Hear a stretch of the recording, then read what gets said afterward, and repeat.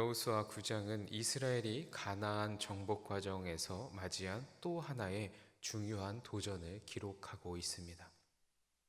여리고성과 아이성 전투에서 승리한 이스라엘은 외적으로는 강해졌다라고 느낄지 모르지만 동시에 영적으로 새로운 위협에 노출되게 됩니다.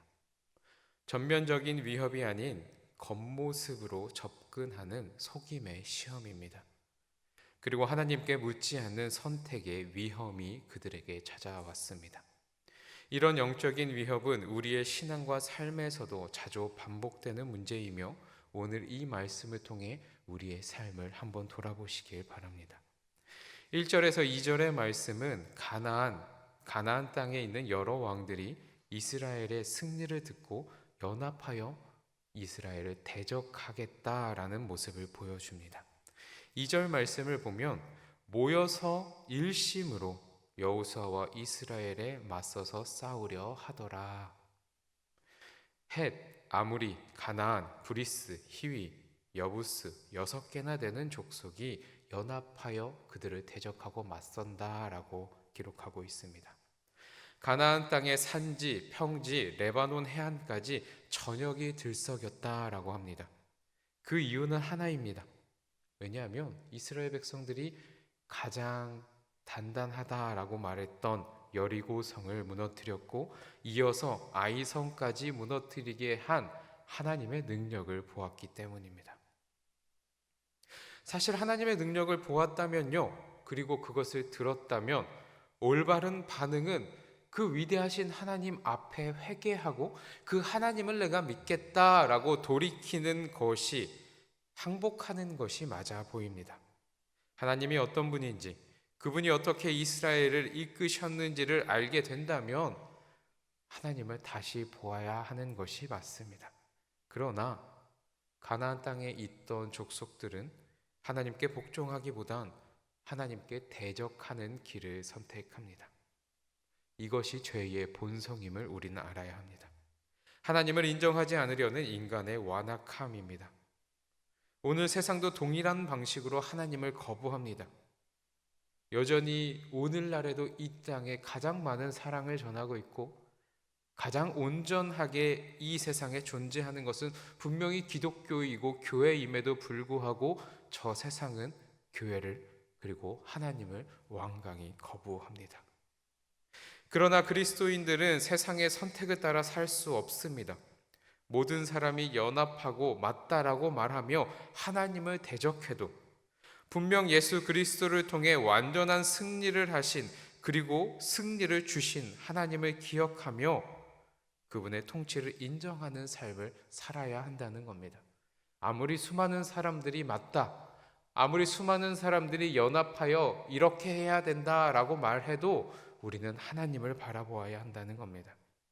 하나님을 대적하기보단 오히려 가정과 일터, 공동체와 삶의 모든 영역에서 하나님을 증거하는 믿음의 사람으로 서야 한다는 겁니다.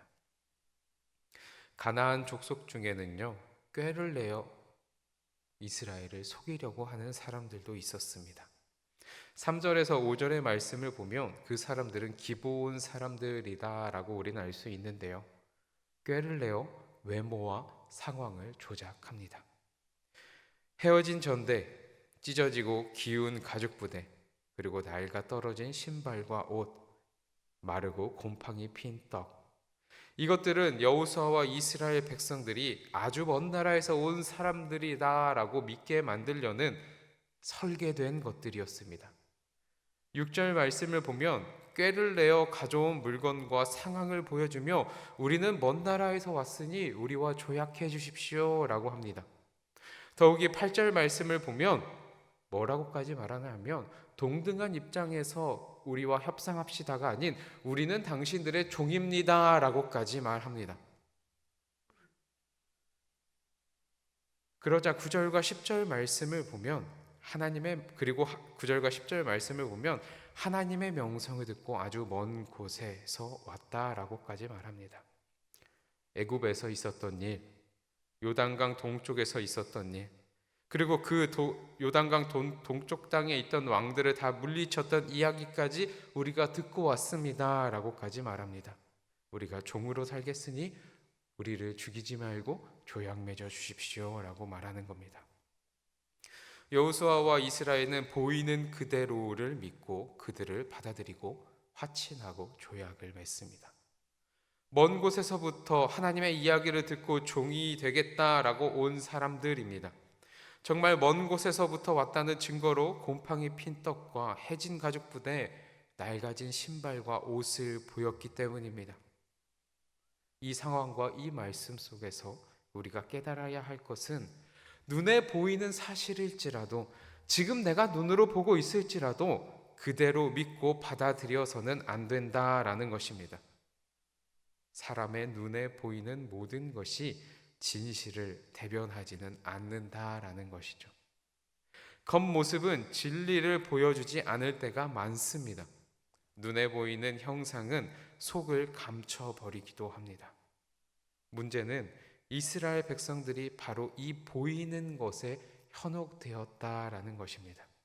그들의 말이 설득력 있어 보인다는 이유로 이스라엘은 그들을 먼 나라 사람이다라고 판단했습니다. 그러나 이스라엘 백성들이 무엇을 기억해야 했을까요? 눈에 보이는 사실보다 더 먼저 했어야 하는 것이 무엇이었을까요? 바로 하나님의 명령과 약속입니다. 하나님께서는 이미 모세와 여호수아를 통해 말씀하셨습니다. 출애굽기 23장 32절의 말씀을 보면 너는 그들과 그들의 신들과 언약하지 말라라고 말씀하셨습니다. 신명기 7장 2절의 말씀을 보면 내 하나님 여호와께서 그들을 내게 넘겨 내게 치게 하리니 그때에 너는 그들을 진멸할 것이라 그들과 어떤 언약도 하지 말 것이요 그들을 불쌍히 여기지도 말 것이며 언약을 맺지 말라 심지어 진멸하라까지 말씀하셨습니다. 누구를요? 가나안의 7족속이요. 가나안 땅에 살고 있는 우상을 숭배하는 이들이요. 이 말씀을, 이 약속을 기억했다면 겉모습이 아무리 그럴듯해도 하나님의 뜻에 벗어나는 이 언약과 이 말씀, 이것 때문에 그들과의 화친, 그들과의 조약을 거부했을 겁니다. 우리도 마찬가지입니다. 눈에 좋아 보이고 사람의 말이 아무리 달콤해도 때로는 그것이 나에게 이익이 되어 눈에 앞에 보일지라도 그것이 하나님의 말씀에 합한가를 먼저 물어봐야 합니다. 14절의 말씀은 이스라엘 백성들이 잘못했고 실수했다라는 것을 명확하게 보여줍니다. 우리 14절의 말씀을 한 목소리로 함께 읽겠습니다. 시작. 무리가 그들의 양식을 취하고는 묻지 아니하고 어떻게 할지를 여호와께 묻지 않았다라는 거예요. 왜요? 내가 지금 눈에 보이는 사실 그대로가 보이니까요. 이들이 먼 나라, 먼 곳에서 왔다라는 그 설계된 조작된 것들이 사실로 보여졌기 때문입니다. 이스라엘의 진짜 실패는 속임수를 당했기 때문이 아닙니다. 그들의 판단력이 부족해서도 아닙니다. 아니 정말 눈에 보이는 해진 가죽 부대와 곰팡이 핀 마른 떡을 보여주니 먼 나라에서 왔구나 라고 당연히 사람이 이게 판단할 수 있습니다. 그러나 진짜 이들이 잘못한 것은 1차적으로 당장 눈에 보이는 것 때문에 그렇게 생각할 수 있지만 그것에 대한 판단을 하나님께 묻지 않았다라는 겁니다. 여호수아도 묻지 않았고요. 장로들도 묻지 않았고요. 백성들도 기도하지 않았습니다. 이것이 진짜 실패, 그 실패의 근본 원인입니다. 말씀이 기억나지 않을 수도 있어도 물을 수는 있지 않습니까? 이전에 모세가 했던 이야기를 기억하지 않아도 지금 당장 오늘의 이 현상과 상황 가운데 하나님께 직접 기도하고 물을 수는 있지 않습니까? 우리의 삶도 마찬가지입니다.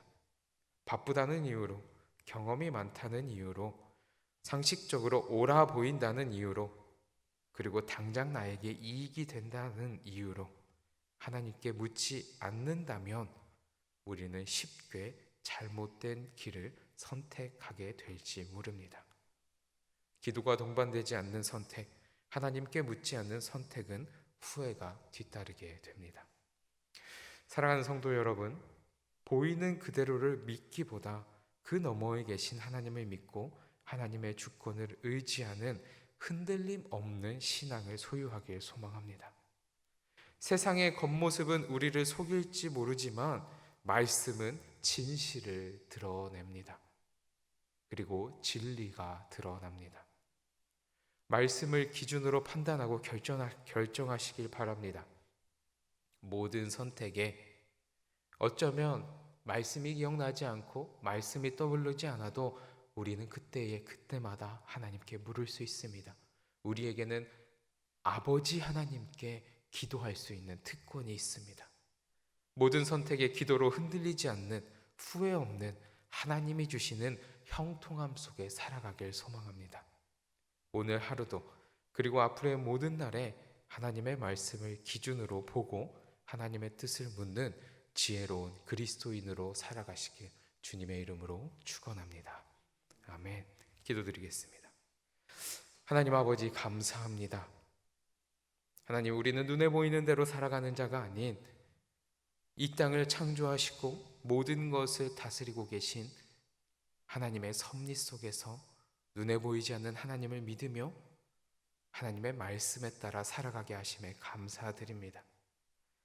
아무리 지금 내 눈에 보이는 것이 오라도 수많은 사람들이 연합하여 같은 목소리를 내어도 그것이 하나님의 뜻에 부합하지 않는다면 거부하고 거절할 수 있는 믿음과 신앙을 우리에게 주시고 그 어떠한 것일지라도 하나님께 묻고 아버지에게 기도하며 하나님의 말씀에 근거한 선택과 결정을 하며 살아가는 우리 강남제일교회의 모든 권속들이 되게 도와주시옵소서. 후회하지 않는 선택, 흔들리지 않는 신앙과 믿음으로 살아가는 우리가 모두 되고 싶습니다. 주님 인도하여 주시옵소서. 이 모든 말씀 살아계신 예수 그리스도의 이름으로 기도드리며 주님께서 가르쳐 주신 기도로 함께 기도합니다. 하늘에 계신 우리 아버지, 아버지의 이름을 거룩하게 하시며 아버지의 나라가 오게 하시며 아버지의 뜻이 하늘에서와 같이 땅에서도 이루어지게 하소서. 오늘 우리에게 일용할 양식을 주시고 우리가 우리에게 잘못한 사람을 용서하여 준 것 같이 우리의 죄를 용서하여 주시고 우리를 시험에 빠지지 않게 하시고 악에서 구하소서. 나라와 권능과 영광이 영원히 아버지의 것입니다. 아멘.